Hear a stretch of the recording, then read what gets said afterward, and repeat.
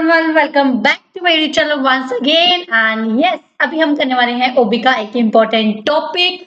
And yes, I hope you guys are understanding. 25 से आने वाला है, 25 और दिसंबर से आने वाला है एक प्रोग्राम जिसमें क्या होगा, it would be for the 4 to 5 months, जिसमें कंप्लीट ऑप्शनल मैं आपको कवर कराऊंगी free of the cost. Free of the cost कहने का मतलब ये है कि एक प्रोग्राम ये है जिससे मैं डेली बेसिस पे 1 to 1 स्टूडेंट से कनेक्ट करूंगी। एंड यस, आप लोग मुझे डेली बेसिस पे अपनी रिपोर्टिंग करेंगे, आपने कितना कर लिया है या नहीं किया। 22 स्टूडेंट्स के लिए it would be very helpful. I would suggest you please join it cause it is free of cost. And yes, एक चीज मैं और बोलूंगी, जो जो स्टूडेंट्स एनरोल करना चाहते हैं 25 दिसंबर से इस प्रोग्राम के अंदर, प्लीज मेल मुझे अभी से करना स्टार्ट कर दीजिए so that I would add you in my group. Time लगेगा, फिर अगर आप एंड पे करोगे जाके लास्ट के 1 or 2 days में, तो थोड़ा डिफिकल्ट हो जाएगा मैनेज करना। तो अभी से जो स्टूडेंट करना चाहते हैं, जिन्होंने अपना माइंड मेकअप कर लिया है कि यस वो मेरे साथ जुड़ेंगे फॉर द ऑप्शनल, 25 से वीडियोस भी हो जाएंगी रेगुलर। दिसंबर से तब तक ऑन एंड ऑफ जैसे जैसे प्रिपेयर होंगे नोट्स तब तक आते रहेंगे। चलिए, टाइम वेस्ट किए बिना अभी हम स्टार्ट करने वाले हैं। क्वालिटी ऑफ वर्क लाइफ हमने स्टार्ट किया था। क्वालिटी ऑफ वर्क लाइफ में हमें आज इंपॉर्टेंट टॉपिक पढ़ने वाले हैं। It is the ways of enhancing the quality of work life. मतलब किसी भी ऑर्गेनाइजेशन में क्वालिटी ऑफ वर्क लाइफ को कैसे इंप्रूव किया जाए। क्वालिटी ऑफ वर्क लाइफ क्या था कि पर्सन अपनी पर्सनल नीड भी फुलफिल कर पा रहा through the experience he is drawing from the organisation. मतलब he is fulfilling all the things personally भी प्रोफेशनली भी। एंड यस, आप क्वालिटी कब दे पाओगे, जब आप बहुत सारी चीजें प्रोवाइड करोगे। अब ये चीज आ रही है क्वेश्चन कि किस किस तरीके से वर्क लाइफ की जो क्वालिटी है, वर्क लाइफ की क्वालिटी का मतलब क्या हुआ, जो वर्क लाइफ है एक एम्प्लॉय की, जो वो काम कर रहा है, वर्क लाइफ जो उसकी है, उसकी क्वालिटी को कैसे एनहांस किया जाए, कैसे बढ़ाया जाए, क्या क्या ऑर्गेनाइजेशन फॉलो करे कि क्वालिटी ऑफ वर्क लाइफ अच्छा हो जाए। तो अभी हम वही पॉइंट्स पढ़ने वाले हैं। This topic is very much important for you कि क्वालिटी ऑफ वर्क लाइफ को कैसे इंप्रूव किया जाए। नंबर 1 पॉइंट जो हमें अडॉप्ट करना होगा, it will be flexibility in the work schedule. एक बात बताओ मुझे, हमने एम्प्लॉइज की जो वर्क लाइफ है इसको इंप्रूव करना है। एम्प्लॉइज की वर्क लाइफ को इंप्रूव कब कर पाओगे, जब एम्प्लॉय सेटिस्फाई होगा। अगर आप फ्लेक्सिबिलिटी रख दोगे शेड्यूल में, जो वर्क शेड्यूल है उसको फ्लेक्सिबल बना दोगे एज पर द एम्प्लॉय, तो एम्प्लॉय जितना टाइम काम करेगा उतना टाइम वो क्या करेगा, अच्छे मन से काम करेगा, स्पीड से काम करेगा, एफिशिएंसी से काम करेगा। इसलिए हम क्या बोल रहे हैं कि जो वर्क शेड्यूल है एम्प्लॉयज का, उसको आप क्या बना दीजिए, उसको आप फ्लेक्सिबल बना दीजिए। जो एम्प्लॉयज का वर्क शेड्यूल है उसको आप फ्लेक्सिबल बना दीजिए, ताकि जो क्वालिटी ऑफ वर्क लाइफ है उसको इंप्रूव कर पाओगे। क्या डायरेक्टली इंप्रूव कर पाओगे, नहीं।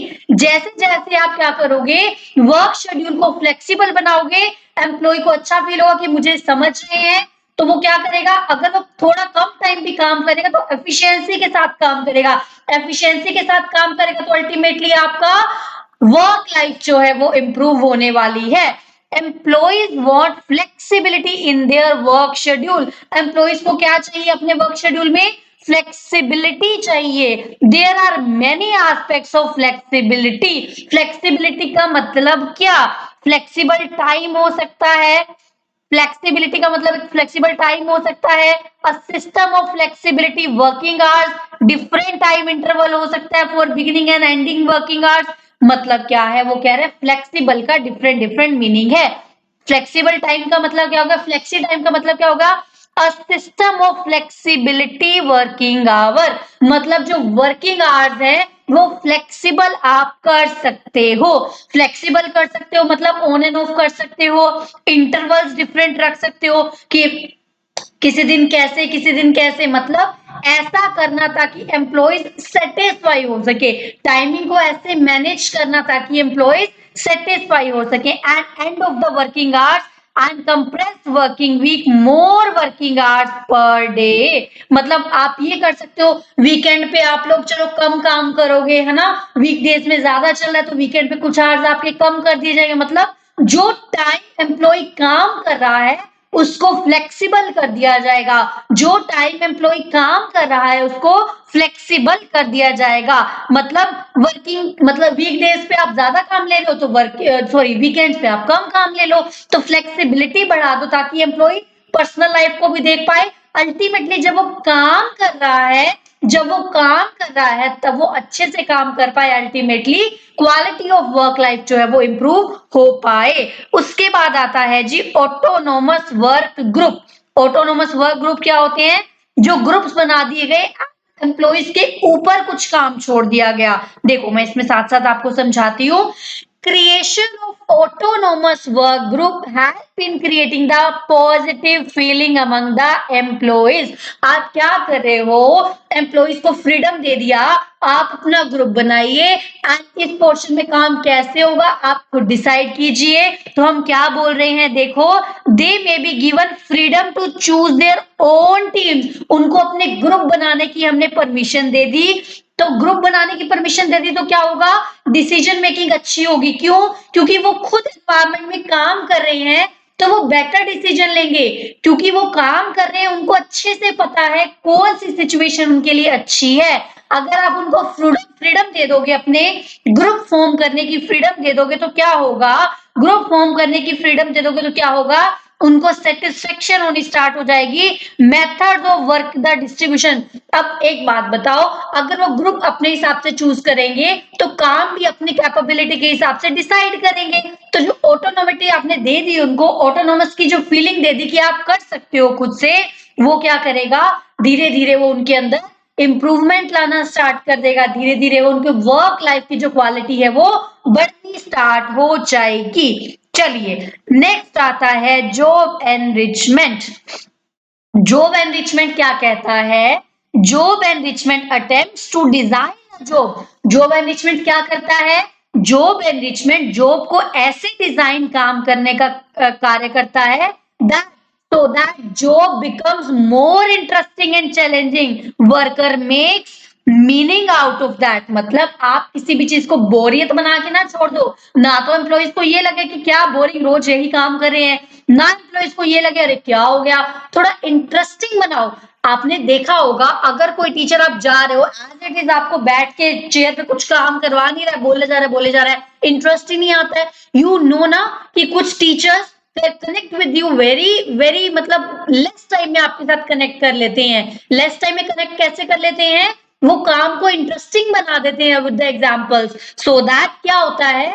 काम पढ़ाई में इंटरेस्ट बनने लगता है। कुछ टीचर्स आप 15 से 20 मिनट भी जिनके साथ आप पढ़ोगे you will get bored bye them.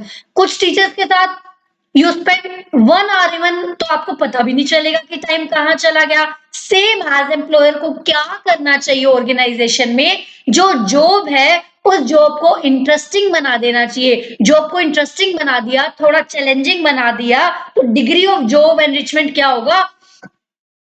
Degree of job enrichment भी डिसाइड करती है कि क्वालिटी ऑफ वर्क लाइफ कैसा होगा। एक बात बताओ, मुझे जॉब अच्छी लग रही है, मैं जॉब से संतुष्ट हूँ, मुझे इंटरेस्टिंग लग रही है जॉब, मुझे जॉब इंटरेस्टिंग लग रही है तो मैं अच्छे से काम करूंगी। अच्छे से काम करूंगी तो जो मेरा वर्क एनवायरमेंट है वो अच्छा रहेगा। वर्क एनवायरमेंट जो मेरा अच्छा रहेगा तो क्या होगा? Ultimately quality of work life भी मेरा इंप्रूव हो जाएगा। चलो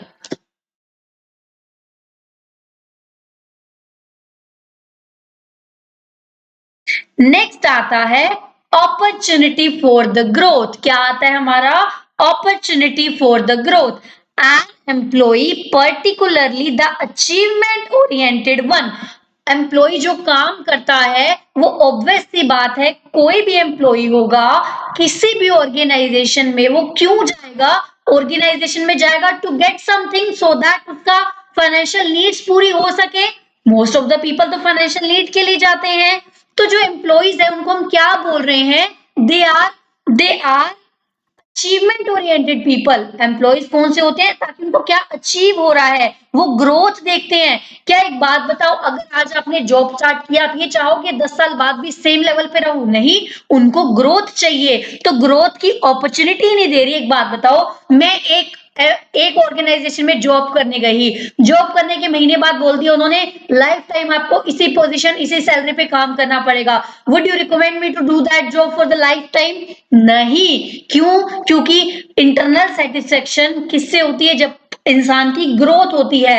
you must achieve the growth. Employee look for the growth opportunity in an organisation. Employee क्या ढूंढता है? एम्प्लॉय ढूंढता है ग्रोथ अपॉर्चुनिटी। एम्प्लॉय ढूंढता है ग्रोथ अपॉर्चुनिटीज। ठीक है, तो क्या होगा? इफ द, अगर आपका काम आपको अपॉर्चुनिटी दे रहा है, पर्सनल ग्रोथ भी दे रहा है, तो he will feel committed to the job. अगर मुझे पता है इस काम में मैं थोड़ा एफर्ट मारूंगी तो मेरे बॉस मुझे इंप्रूव करने के लिए, मुझे प्रमोट करने के लिए 4 गुना ज्यादा एफर्ट लगाएंगे। तो what would I do? I would be more committed to the job. जब मैं जॉब के लिए कमिटेड होंगी, काम अच्छा होगा, एफिशिएंसी बढ़ेगी, वर्क लाइफ मेरी अच्छी हो जाएगी, तो क्या होगा? Ultimately quality of work life improve हो जाएगी। तो क्वालिटी ऑफ वर्क लाइफ को इंप्रूव करने के लिए आपको क्या करना है?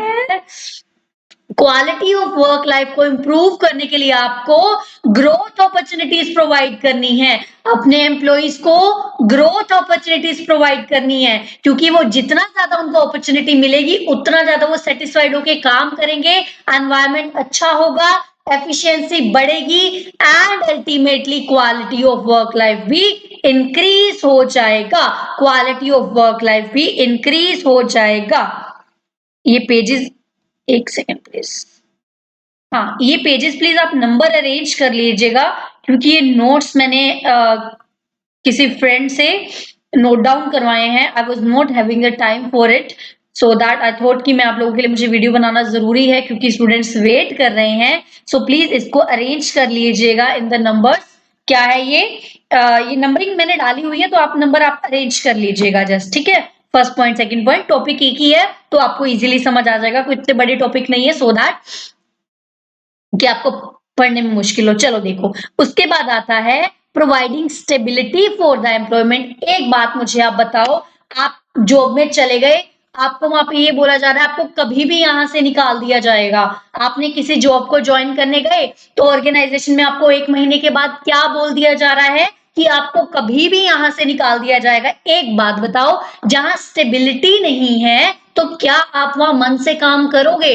आप कहोगे यार आज निकाल दे, कल निकाल दे, मुझे तो अपना टाइम पास करना है, 2-4 महीने जो है I should get my salary, काम से मुझे मतलब नहीं है, बिकॉज यहाँ पे कोई स्टेबिलिटी नहीं है।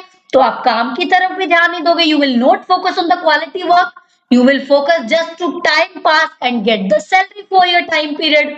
यही करोगे ना आप लोग। तो क्या कह रहा है, अगर आपने एम्प्लॉइज को quality of work life provide करना है तो आपको क्या करना पड़ेगा? स्टेबिलिटी देनी पड़ेगी एम्प्लॉयमेंट में, गुड पे देना चाहिए एंड डिफरेंट ऑल्टरनेटिव देना चाहिए, जिससे कि बेटर वेजेस हो सके, जिससे कि बेटर वेजेस हो सके। मुझे भी एक्चुअली ना थोड़ा सा अपनी हैंडराइटिंग के साथ पढ़ाने में थोड़ा ज्यादा मजा आता है, तो मैं ट्राई करूंगी कि मैं खुद ही नोट डाउन करूं इसको, देखती हूँ। आई एम नॉट कमिटिंग, जैसे होगा। ठीक है, कमिटमेंट नहीं कर रही हूँ कुछ। नेक्स्ट आता है पार्टिसिपेशन। एक बात बताओ, जितना ज्यादा एम्प्लॉइज का पार्टिसिपेशन होगा उतना ज्यादा क्वालिटी से काम करेंगे वो। अब एक बात बताओ मुझे, अगर किसी ऑर्गेनाइजेशन में कोई एम्प्लॉई है और वो एम्प्लॉइज क्या कर रहे हैं, वो एम्प्लॉइज तो मैं पार्टिसिपेट ही नहीं करवाती, डेमोक्रेटिक कुछ है ही नहीं वहां पे, सीधा सब कुछ वहां पे ऑर्डर दिया जाता है और काम होता है। जब वो पार्टिसिपेट ही नहीं कर रहे तो वो मोनोटोनस होके काम करेंगे ना, अच्छे से थोड़ा काम करेंगे। तो जितनी ज्यादा पार्टिसिपेशन होगी, जितनी ज्यादा इन्वॉल्वमेंट होगी, उतना ज्यादा उनकी सेटिस्फेक्शन बढ़ेगी कि हाँ मुझे इंपॉर्टेंस दी जा रही है। पार्टिसिपेशन अगर आप लोगे एम्प्लॉइज की, तो एम्प्लॉइज को एक बात बताओ, घर पे कोई भी डिसीजन लिया जाए, आपसे बिना पूछे लिया जाए, आपका पार्टिसिपेशन माना न जाए, आप ये सोचो एग्जिस्ट ही नहीं करते उनके लिए, घर वालों के लिए, तो क्या होगा? सेटिस्फेक्शन नहीं होगा ना। सेटिस्फेक्शन नहीं होगा तो आप चिड़-चिड़ के बात करोगे लोगों से। तो यही वो कह रहा है, अगर एम्प्लॉय की पार्टिसिपेशन होगी, एम्प्लॉय को पार्टिसिपेट करना स्टार्ट करवाओगे, तो एम्प्लॉय सेटिस्फाई होगा। एंड अगर एम्प्लॉय सेटिस्फाई हो जाएगा तो अल्टीमेटली जो वर्क लाइफ एनवायरनमेंट है वो खुशनुमा हो जाएगा, वो हैप्पी एनवायरनमेंट हो जाएगा, जिससे कि क्वालिटी ऑफ वर्क लाइफ बढ़ जाएगा। देखो, participation in the decision making, particularly on the matters directly concerned with the individual working. अब ये ना हो कि एक पर्सन का काम तो है ए डिपार्टमेंट में, आप उसको बी डिपार्टमेंट में पार्टिसिपेट करा रहे हो, नहीं, आप उसी जगह उसको पार्टिसिपेट कराओ जो जिससे उसका डायरेक्ट लिंकिंग है, जिस काम से उसका डायरेक्ट लेना देना है। पहली बात तो हार्ड आपने क्रिएट नहीं करना है। दूसरी बात, उसको एक्सपीरियंस ही उसी लेवल पे होगा ना जिस लेवल पे वो काम कर रहा है। तो एम्प्लॉय का पार्टिसिपेशन रखवाओ उस लेवल में जहां पे वो एक्चुअल में काम कर रहा है, जो जॉब उसको डायरेक्ट इफेक्ट कर रही है, तो उसी में करवाओगे। बेटर डिग्री ऑफ पार्टिसिपेशन क्या होगा, क्वालिटी ऑफ वर्क लाइफ को इंप्रूव करेगा। बेटर डिग्री ऑफ पार्टिसिपेशन से क्या होगा, क्वालिटी ऑफ वर्क लाइफ आपका इंप्रूव हो जाएगा। चलो उसके बाद आता है रिकग्निशन। रिकग्निशन में क्या हो रहा है, आप एक बात बताओ, सिंपल सी मुझे एक बात बताओ, आप किसी ऑर्गेनाइजेशन में जॉब कर रहे हो तो क्या हो रहा है, जॉब कर रहे हो ना आप किसी ऑर्गेनाइजेशन में, तो आप कितना मर्जी काम कर लो आपको रिकॉग्नाइज ही नहीं किया जाता। आपको तो ऐसे ट्रीट किया जाता है जैसे आप हो ही नहीं। गधे घोड़े ट्रीट करते हैं कुछ एम्प्लॉइज को ऐसे, तो आप लोगों को कुछ ट्रीट ही नहीं किया जा रहा, कुछ रिवॉर्ड ही नहीं, कुछ अवार्ड ही नहीं मिल रहा, तो एक टाइम के बाद आप क्या कहोगे, यहाँ जितना मर्जी काम कर लो कोई रिकॉग्निशन ही नहीं है, किसी ने हमें शाबाशी देनी ही नहीं, किसी ने हमारी प्रेस करनी ही नहीं है। तो धीरे धीरे आप जो काम करोगे उसकी क्वालिटी ऑटोमेटिकली कम हो जाएगी। यू गेटिंग माय पॉइंट ना, ऑटोमेटिकली क्वालिटी कम हो जाएगी। तो आपको रिकॉग्निशन बहुत जरूरी है। देखो ultimately quality of work life को इंप्रूव करना है ना, तो वो सारे पॉइंट्स बीच में ले आओ जो जो एम्प्लॉय को सेटिस्फाई कर सकते हैं, वो सारे पॉइंट्स बीच में ले आओ, वो सारे पॉइंट्स को इंप्लीमेंट कर दो जिससे एम्प्लॉय सेटिस्फाई हो जाए एंड अच्छे तरीके से काम कर पाए। क्योंकि अगर एम्प्लॉय सेटिस्फाई हुआ एंड अच्छे तरीके से काम कर पाया तो ultimately quality of work life improve हो जाएगा। देखो awarding and rewarding for their achievement, for the job enrichment, becoming the well furnished and decent workplaces, तो वर्क प्लेस का आपका एनवायरमेंट अच्छा हो जाता है। मेंबरशिप ऑफर करो उनको क्लब की, ताकि उनको सेटिस्फेक्शन हो, रिकॉग्निशन हो कि हाँ हम अगर अच्छे से काम करेंगे तो हमें वर्क मिलेगी। अब एक बात बताओ, अगर जो अच्छे से काम करे जो नहीं कर रहा, आप किसी को भी रिकॉग्नाइज नहीं कर रहे, तो जो अच्छे से काम नहीं कर रहा वो हंसेगा उस पे, तूने क्या उखाड़ लिया काम करके भाई। तो अगर आपने अच्छे काम करने वालों को रिकॉग्नाइज किया तो जो लोग अच्छे से काम नहीं करे वो क्या कहेंगे, वो ये कहेंगे कि हम भी अच्छे से काम करेंगे कल से, सो दैट हमें भी रिकॉग्निशन मिले, हमारा भी नाम हो। तो अल्टीमेटली क्या होगा, वो बूस्ट देगा एक quality of work life environment को। मतलब जो जो वर्क लाइफ है एम्प्लॉइज की वो क्वालिटेटिव हो जाएगी। उसके बाद आता है कॉन्जुगल रिलेशनशिप, मतलब एक अच्छे रिलेशंस होना, वर्कर्स के बीच में अच्छे रिलेशन होना। Harmonious workers manager relationship works have a sense of belongingness. एक बात बताओ, अगर आपको बॉस आपको फील करा रहा है कि मैं बॉस हूं आप मेरे एम्प्लॉय हो, तो आपके रिलेशनशिप में हार्मोनियस नहीं आएगा, हार्मनी नहीं आएगी आपके रिलेशनशिप में। वाई, बिकॉज आप लोग जेल्ड अप ही नहीं कर पाओगे एक दूसरे के साथ। तो अगर आपको quality of work life improve कराना है तो कॉन्जुगल रिलेशनशिप आपको बनाना पड़ेगा, हार्मोनियस रिलेशनशिप आपको क्रिएट करना पड़ेगा। यहाँ आप ये भी लिख सकते हो। नेक्स्ट आता है ग्रीवियंस प्रोसीजर। ग्रीवियंस प्रोसीजर का मतलब क्या होता है, अगर किसी को कोई भी प्रॉब्लम है तो एक ऐसा डिपार्टमेंट है उनके पास जहां वो जाके अपनी अपनी जो उनके डाउट्स हैं, अपनी जो उनकी शिकायतें हैं, कंप्लेंट्स है, वो उनको जाके सबमिट करवा सके। when the organization allows the employees to express their grievances, मतलब उनको, अगर आपने एम्प्लॉइज को बोल दिया अगर आपको कोई दिक्कत परेशानी है तो यहाँ पे आके रिपोर्ट कर देना, आपकी प्रॉब्लम को सॉल्व कर दिया जाएगा। Link it with the personal life. अगर कोई आपको घर पे बोल देता है भाई क्यों में कुछ परेशानी है, कोई कुछ कह रहा है, देन टेल टू मी, कोई बार पर्सन कहता है मुझे बता दो आकर, तो क्या होगा, अल्टीमेटली आपको लगेगा, हाँ कॉन्फिडेंस आएगा आपको। क्या कॉन्फिडेंस आएगा कि हाँ यस अगर कुछ गड़बड़ हुई तो मुझे संभाल लिया जाएगा, so I can take step, I can take the risk for the growth. अगर आपको कॉन्फिडेंस है कि कुछ लैक हो जाता है तो कोई पीछे बैठा है आपको संभालने के लिए, तो अल्टीमेटली आप ग्रोथ करोगे ना, अपनी ग्रोथ में ध्यान दोगे। तो ये वही कह रहा है, अगर आपने ग्रीवेंसेस सॉल्व करने के लिए कुछ रख दिया है, कोई कंप्लेंट सबमिट करने के लिए कोई डिपार्टमेंट बना दिया एम्प्लॉइज की, एम्प्लॉइज को सेटिस्फाई कर रहे हो, तो ultimately quality of work life बढ़ेगा। कैसे बढ़ेगा? देखो, अगर आपने उनको बोल दिया, अगर बॉस ने बोल दिया तुम रिस्क लेना, अगर कोई भी गड़बड़ हो मुझे आके बताना, तो जो बी है वो क्या करेगा? कंपनी की ग्रोथ के लिए रिस्क लेगा। उसको पता है, मुझे कॉन्फिडेंस है, कुछ गड़बड़ हो गई, कंप्लेंट हुई, कुछ गलत किया किसी ने, तो मैं जाके रिपोर्ट कर सकता हूँ। तो अल्टीमेटली वो रिस्क लेगा and ultimately higher the risk, higher the profit for the organisation. उनका क्या होगा, चाहे ग्रोथ की बात से भी हो और वैसे भी नॉर्मली भी अगर आपकी कोई प्रॉब्लम सुन रहा है तो आप स्ट्रेस फ्री होके काम कर पा रहे हो। अगर आप स्ट्रेस फ्री होके काम कर पा रहे हो तो अल्टीमेटली आपका क्वालिटी ऑफ वर्क लाइफ बढ़ जाएगा। नेक्स्ट आता है ऑक्यूपेशनल स्ट्रेस।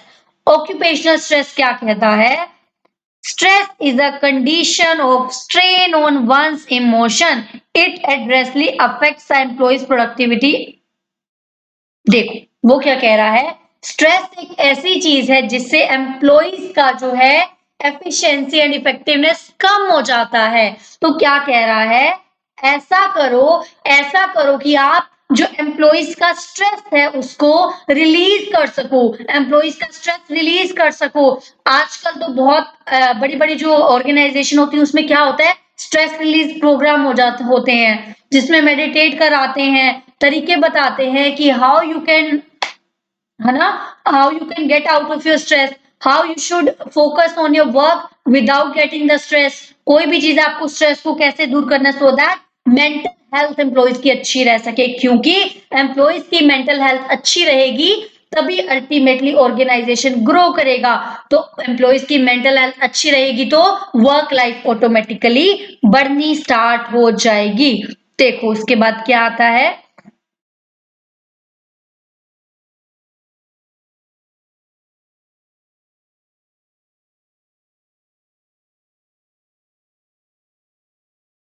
उसके बाद आता है adequacy of the resources. Simple सी बात है, एम्प्लॉइज को आप रिसोर्सेज दोगे तब भी तो एम्प्लॉय अच्छे से काम कर पाएगा ना। The enterprise must see that sufficient resources are allocated toward achieving the objective। एक बात बताओ, मैंने किसी वर्कर को बोल दिया आपको आज 1000 यूनिट प्रोड्यूस करनी है, बट मैंने उसको जो मटेरियल दिया ना वो 800 यूनिट का, बोल रहे इसी से बना। अगर रिसोर्सेज ही नहीं दिए प्रॉपर तो वो सेटिस्फाई कैसे होगा, काम कैसे करेगा? वर्क लाइफ जो है, जो क्वालिटी है काम करने की, वो कैसे इंप्रूव होगी? अल्टीमेटली आपको उनको ये बोलना चाहिए थोड़ा बहुत लॉस भी होगा तो चलेगा, थोड़ा बहुत लॉस हो चले बट क्वालिटी अच्छी हो। बहुत सारे मैटर्स हो सकते हैं, बट अगर आप रिसोर्सेज प्रोवाइड ही नहीं कर रहे हो, उनको सफिशिएंट रिसोर्सेज ही नहीं दे पा रहे हो, तो कैसे काम चलेगा? तो अल्टीमेटली क्या होगा, आपने उनको क्या देना है, एडिक्वेट रिसोर्सेज प्रोवाइड करने हैं। क्या देना है? एडिक्वेट रिसोर्सेज प्रोवाइड करने हैं। उसके बाद आता है, उसके बाद आता है seniority and merit promotion। Seniority to be taken for the promotion।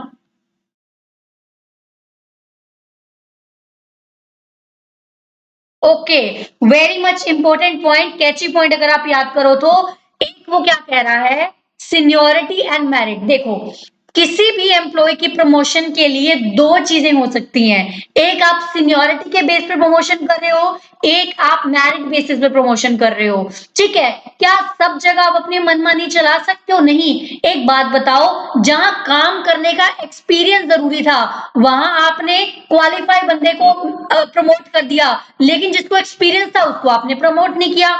दूसरी तरफ जहां पे क्वालिफिकेशन की रिक्वायरमेंट थी वहां आपने एक्सपीरियंस वाले बंदे को रखा हुआ लगा के, तो क्या होगा, हैपेजार्ड क्रिएट हो जाएगा, जो एनवायरमेंट है वो बिगड़ जाएगा, काम करने के ढंग खराब हो जाएंगे। तो वो क्या कह रहा है, अगर कोई ऑपरेटिंग वाला काम है, देखो seniority is to be taken, seniority कब देखनी है आपने प्रमोशन के लिए, जब आप ऑपरेटिंग वाला काम कर रहे हो, मशीन चलाने का काम है, एक एमबीए चला रहा है या एक बीए चला रहा है, तो कोई फर्क नहीं है, मशीन वही अच्छे चलाएगा जो काफी टाइम से अच्छा काम कर रहा है, जिसको ऑपरेटिंग का एक्सपीरियंस हो चुका है। तो ये क्या कह रहा है, सीनियोरिटी वहां पे काम आनी चाहिए जहां पे ऑपरेटिंग काम है, लेकिन लेकिन मेरिट वहां पे काम आनी चाहिए जहां पे मैनेजरियल काम है, जो अच्छा पढ़ के आया है, जिसको अच्छी नॉलेज है, तो वो मैनेजरियल एरिया में काम आनी चाहिए। ये ना हो कि आप मिक्सअप कर दो।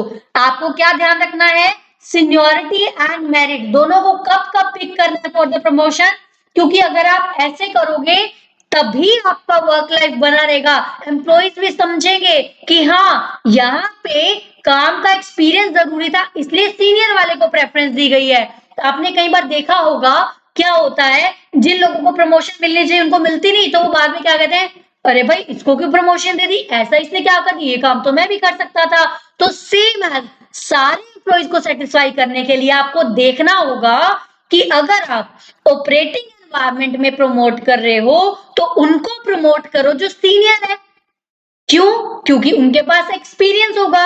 लेकिन अगर आप मैनेजरियल क्वालिटीज में किसी को प्रमोट कर रहे हो तो उनको करो जिनके पास नॉलेज है, स्किल्स है। ठीक है, नेक्स्ट आता है कम्युनिकेशन।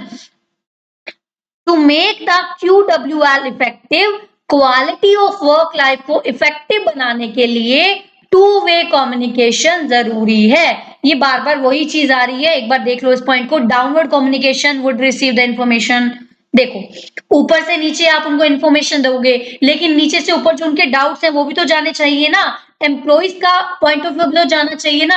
अगर एम्प्लॉइज का पॉइंट ऑफ व्यू आप ले ही नहीं रहे हो तो एम्प्लॉय सेटिस्फाई ही नहीं होगा, एम्प्लॉय सेटिस्फाई नहीं होगा तो जैसा आप कही जा रहे हो वो काम कर ही जा रहे हैं, चाहे वो अच्छा है चाहे वो बुरा है। तो जो वर्क लाइफ है, जो क्वालिटी है काम करने की, जो वर्क लाइफ है वो खराब हो जाएगी। चलिए नेक्स्ट आता है advantages of the quality of the work life. एक बात बताओ, अगर क्वालिटी ऑफ वर्क लाइफ बढ़ गई तो एम्प्लॉय का सेल्फ एस्टीम बढ़ जाएगा, क्योंकि उसको पता है वो क्वालिटी ऑफ वर्क लाइफ है, वो सेटिस्फाइड है। क्वालिटी ऑफ वर्क लाइफ का मतलब ये सारे पॉइंट्स अप्लाई होते हैं, वो सेटिस्फाइड है एम्प्लॉय। ठीक है, improve job satisfaction, ultimately job satisfaction आपको मिलेगी, जॉब की कमिटमेंट हो जाएगी। अब जब क्वालिटी, मुझे एक बात बताओ, कुछ लोग आपने देखा होगा कम सैलरी पे भी काम कर रहे हैं, रादर देन उनको कहीं और अच्छी सैलरी मिलती है वो तो भी नहीं जाते। Why so, because they say that यहाँ पे एनवायरमेंट अच्छा है, मुझे यहाँ पे सेटिस्फेक्शन है, सैलरी चाहे कम मिल रही है बट रिलैक्सेशन प्रोवाइड करते हैं, सुना होगा ना आपने। तो एम्प्लॉय भी जॉब की तरफ कमिटेड रहते हैं, तो वर्क हेल्थ एम्प्लॉयज की अच्छी हो जाती है क्वालिटी ऑफ वर्क लाइफ से। ये टॉपिक है इंपॉर्टेंट, आई होप आपको समझ में आया होगा। आई वुड अगेन से कि थोड़ा सा बेयर कीजिए फॉर अ मंथ, धीरे धीरे आपके लेक्चर्स आएंगे, but I promise 25th of December से we will start our preparation, bang on preparation करेंगे। एक एक स्टूडेंट का मेरे साथ कनेक्ट रहेगा। जो जो प्रोग्राम को ज्वाइन करना चाहते हैं they can mail me, and please mail करना स्टार्ट कर देना timely, because at the end बहुत मुश्किल हो जाता है मैनेज करना। हम एनरोल करके स्टूडेंट्स को उनके साथ कनेक्ट बना के एंड ग्रुप में ऐड करके डेली बेसिस पे करेंगे। I really want some students जो रियली कुछ बहुत एक्सीलेंट परफॉर्म करना चाह रहे हैं स्टडीज में। आई वॉन्ट कि जो ऑप्शनल है ना वो ऑप्शनल आपको निकाल जाए।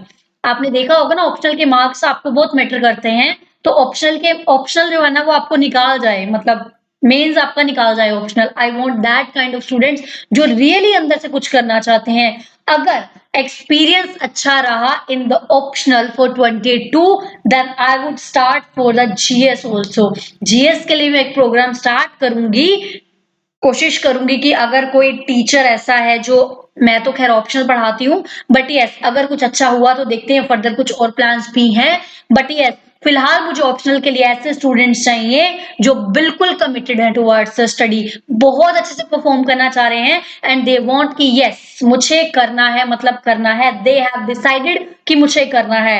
एंड आई प्रॉमिस मेरे साथ जुड़े रहोगे तो ऑप्शनल तो आप लोगों का टिप्स पे मैं करवा दूंगी, that's my surety to you. But मुझे चाहिए इन रिटर्न आप लोगों से कमिटमेंट।